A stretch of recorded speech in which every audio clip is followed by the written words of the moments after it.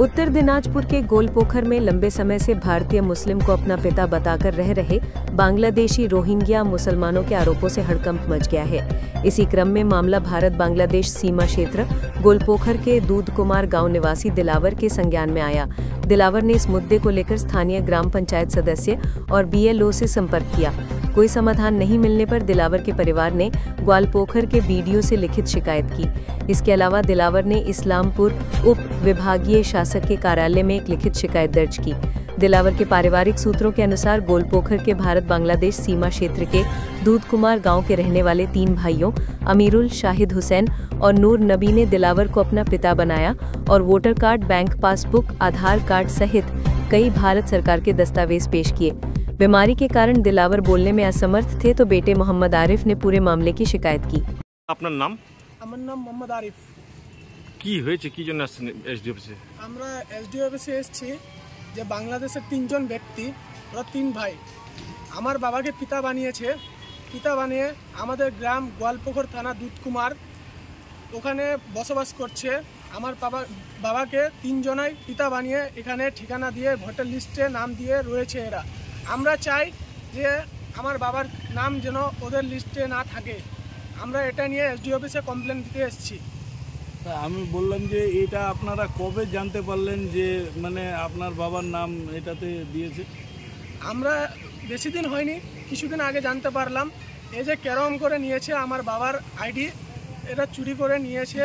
তারপরে আমার বাবাকে পিতা বানিয়ে ও ডকুমেন্টস বানাইছে। কবে আসছে ওরা বাংলাদেশ থেকে? ওটা আমরা তো বলতে পারবো না, অনেক দিন হয়ে গেছে।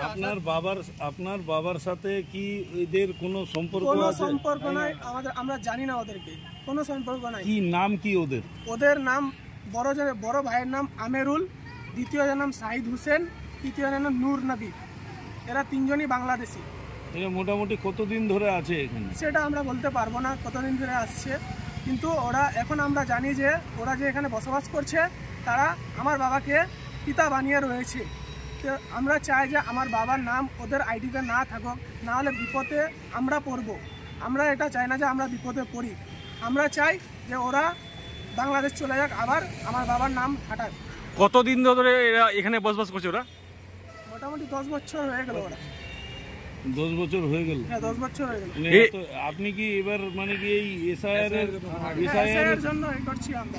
SIR করার সময় জানতে পারলেন এটা? হ্যাঁ, এটাই জানতে পারলাম, SIR করার সময় জানতে পারলাম। আপনার বাবার কয় ছেলে কয় মেয়ে? আমরা 4 জন ভাই, আমার বাবার 4 জন ছেলে 2টা মেয়ে। আবার ওরা 3 জন এসে আমাদের ফ্যামিলিতে জয়েন হচ্ছে। আমরা চাই না যে ওরা আমাদের ফ্যামিলিতে থাকুক। এই ব্যাপারে স্থানীয় প্রধান বা স্থানীয় ব্লকে বা কথা জানিয়েছেন? আমরা গ্রামের মেম্বারকে জানিয়েছি। মেম্বার বলেছে যে এগুলো আমার হাতে নাই, তোমরা BLOকে বলো। BLOর আমরা অবজেকশন জানাইছি। এরা 3 জন এটা ফর্জি ID বানায় রয়েছে। এরা যদি তোমাকে SIR ফর্ম জমা দেয় তাহলে তোমরা নিবা না এটা।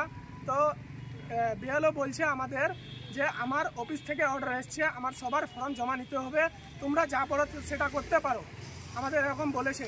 তার মানে তোমাদের বাড়িতে কি ওদের ফর্মগুলো দিয়ে গেছিল? হ্যাঁ, আমাদের বাড়িতে দেয়নি ফর্ম, ওদেরকে নিজের হাতে দিয়েছে ফর্ম। তো 2002 সালে তো ওদের লিস্টের নাম থাকবে না? না, ওদের নাই, ওদের 2002 লিস্টে নাই ফর্ম। তো আপনার বাবার কি 2002 লিস্টের নাম আছে? আমার বাবার আছে, আমার মায়েরও আছে। কি চাচ্ছেন এখন? আমরা চাই যে ওরা আমাদের ফ্যামিলি থেকে সরে যাক, ওদেরকে বাংলাদেশ পাঠাক। আজকে কোথায় কমপ্লেন করতে আসছেন? আমরা SDO অফিসে এসেছি। কে নিয়ে আপনি SDO অফিসে কমপ্লেন করতে আসছেন?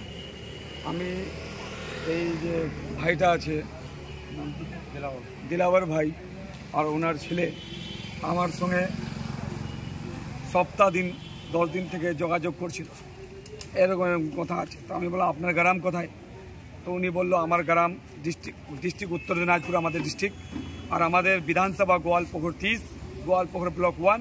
গ্রামটার নাম হলো দুধকুমার আর জিপিটার নাম হলো গোয়ালপোখর জিপি না, গোয়ালপোখর গ্রাম পঞ্চায়েত।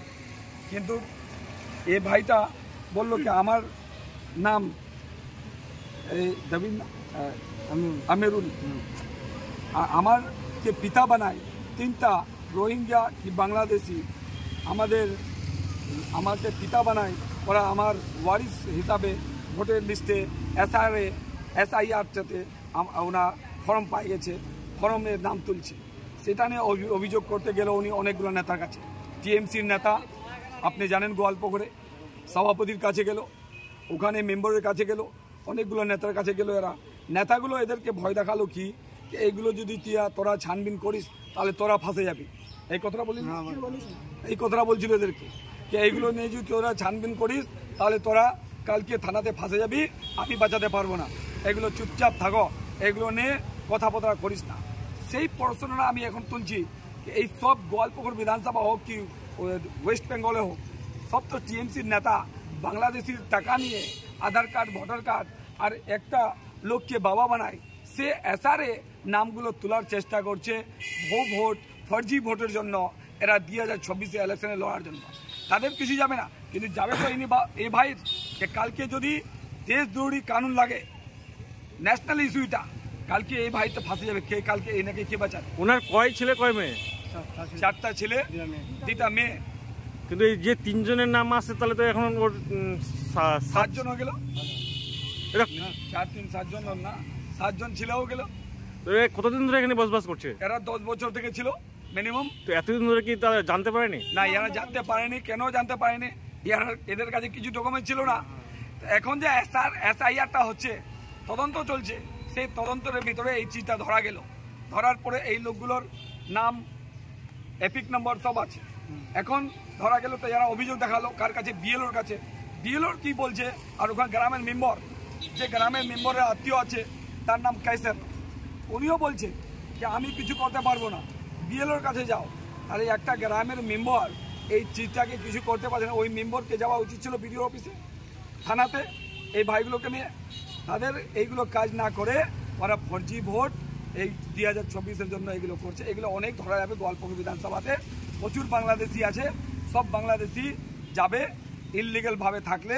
কালকে আমাদের কাস্টের মুসলমান ভাইগুলো আছে, তারা আমাদের নাম খারাপ হবে, আমরা শাস্তি পাবো। তার জন্য বিছে নিয়ে বাংলাদেশের লোককে বাংলাদেশ পাঠায় ছাড়বো। এই যে 3 জনের নাম উঠছে তাদের নামগুলো কি? তাদের নাম কি? আমেরুল, শাহিদুল হোসেন আর একজনের নাম নূর নবী। এখন আপনারা কোথায় আসছেন? আমরা ইসলামপুর এসডিও অফিস। কি চাচ্ছেন? আমরা চাচ্ছি কি যেরকম বিডিওর আমরা রিসিভিং পাই গেছি, এটা বিডিওর গোয়ালপুকুর বিডিওর রিসিভিং। এই রিসিভিংটা পালাম আমরা, বিডিওকে জানালাম, বিডিও রিসিভিং দিচ্ছে। এসডিও ম্যাডামকে জানাবো, এসডিও ম্যাডামকে জানাই। তারপরে আমরা এই চিজটা নিয়ে উপরে আমার পার্টি লেভেলে, আমি ভারতীয় জনতা পার্টি বিজেপির নেতা, আমার পার্টির লেভেলে এগুলো কথা নিয়ে আলোচনা হবে।